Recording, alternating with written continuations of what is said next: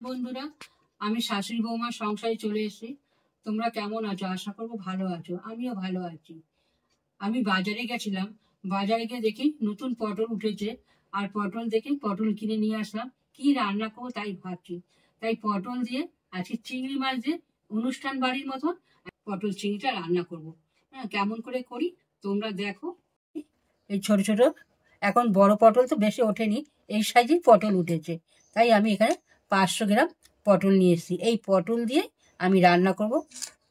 পটলটা আমি আগে কেটে নেব, দুখণ্ড করে আমি কেটে নেব পটলটাকে।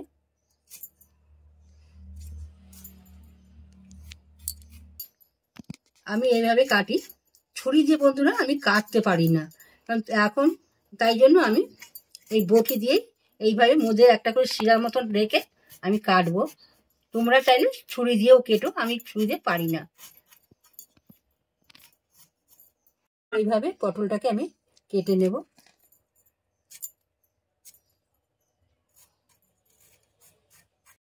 এইভাবে পটল আমি কেটে নিয়েছি, কেটে ভালো করে ধুয়ে নিয়েছি। আলুও আমি একখানা আলুও কেটেছি। এই আলু দিয়ে পটল দিয়ে এই যে আলুগুলোকেও আমি ডুমো ডুমো করে কেটে নিয়েছি। হ্যাঁ, এই আলু আর এই পটল দিয়ে আর চিংড়ি মাছ দিয়ে অনুষ্ঠান বাড়ির মতো আমি পটল চিংড়ি করব। কেমন করে করি তোমরা দেখো। চিংড়ি মাছটাকে ভেজে নেব। নুন দিয়ে, সামান্য নুন, একটু হলুদ দিয়ে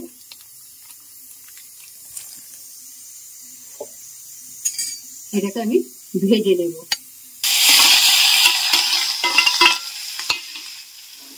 চিংড়ি মাছটা আমি হালকা বেশি ভাজবো না, বেশি ভাজলে শক্ত শক্ত হলে খেতে ভালো লাগে না।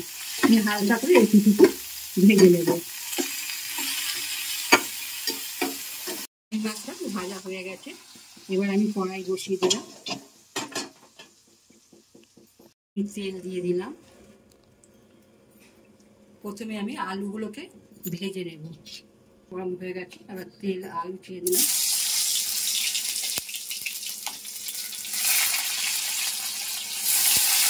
সামান্য একটু হলুদ দিয়ে দিলাম।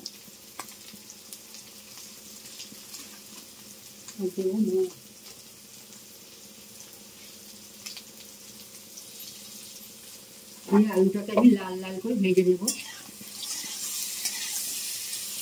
ভাজা হয়ে গেছে, লাল লাল করে ভেজে মশলা আলুটাকে, আর সিদ্ধও হয়ে গেছে। আলুগুলো তেমসা তুলে নেব।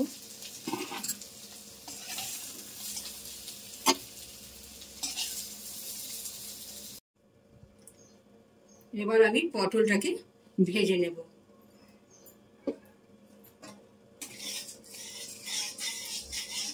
পটলটা আমি ভেজে নেব। নুন দিলাম, একটু হলুদ দিয়ে দিলাম। আমি গ্যাসটা কমিয়ে পটলগুলোকে ভেজে নেব। আর আমি বলুন মশলাটাও করে নেব, তোমাদের দেখাও মশলাটা পেস্ট করে নেব। আর দেবো আদা রসুন বাটা। পেঁয়াজটাকে পেস্ট করে নিই, তারপরে তোমাদের দেখাচ্ছি। পেস্ট করা হয়ে গেছে। আর অনুষ্ঠান বাড়ির মতন যেহেতু বলেছি করবো, তাই জন্য একটা স্পেশাল মশলা দিব। সেইটা হচ্ছে এই কাজু বাদাম আর চাল মগজ। এইটা আমি নামাবার আগ দিয়ে এই মশলাটা দেবো। এটা দেবো। তুমি যদি চাও পোস্ত দিতে তুমি দিতে পারো, আমি পোস্তটা দিলাম না, আমি এই দিয়ে করবো। এবার আমি তুলে নেব। আমি 10 মিনিট ঢাকা দিয়ে দিয়ে পটলটাকে ভেজেছি, ভালো করে ভাজা হয়ে গেছে। এই যে এবার আমি ফোড়ন দেবো। 2টো শুকনো লঙ্কা নিয়েছি, তেজপাতা, লবঙ্গ, এলাচগুলোকে আমি ফাটিয়ে দেবো। এই যে ফাটিয়ে নিয়েছি এলাচগুলোকে, আর একটা দারচিনি নিয়েছি। এই দিয়ে আমার ফোড়ন হবে।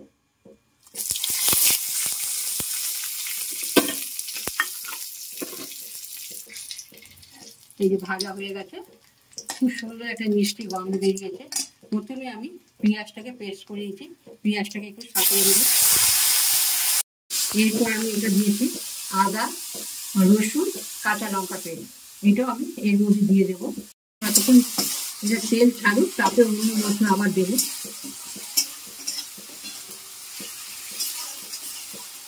এইভাবে নাড়তে হবে, না তো লেগে গেলে ভালো লাগবে না খেতে।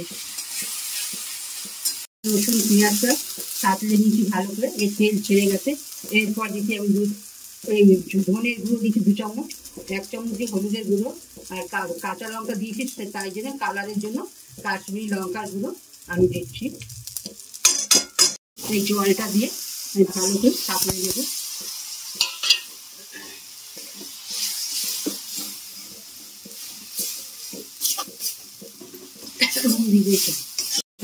তেল ছাড়া শুরু হয়ে গেছে।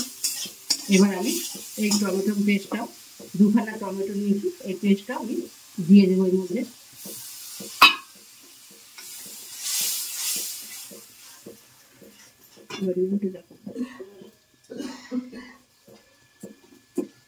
এবার নুন দেবো, আমি স্বাদ মতো নুন দেবো।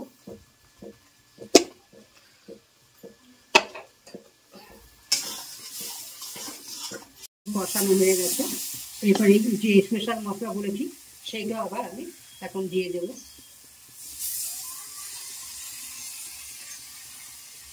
স্পেশাল মিন্স কাজু আর চালমগজ, আচ্ছা বাটা, তাই তো? এটাই ভালো লাগবে খেতে, খুব টেস্ট হয়। আমি এবার এই বাটিটা ধুয়ে জলটা দিয়ে দেবো।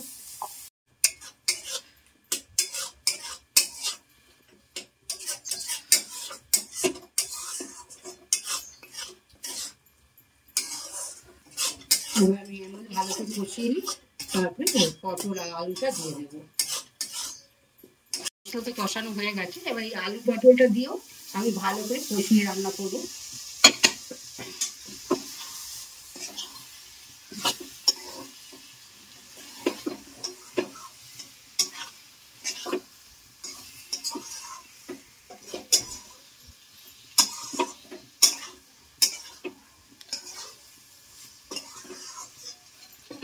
একটু ঢাকা দিয়ে দেবো, ঢাকনাটা আবার খুললাম।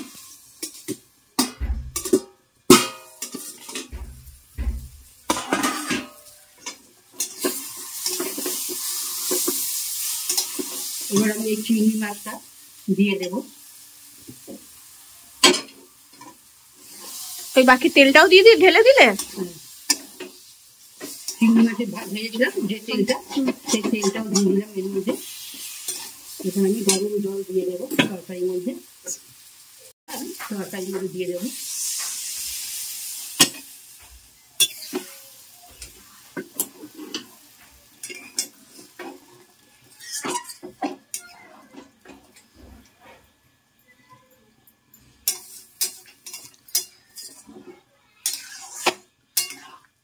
তারপর সামান্য একটু মিষ্টি দেন, মিষ্টি না দিয়ে তরকারি স্বাদ হয় না। আর দেবো 1 চামচ গরম মশলা আর সামান্য একটু ঘি। এই দিয়ে আমার তরকারিটা হয়ে গেছে।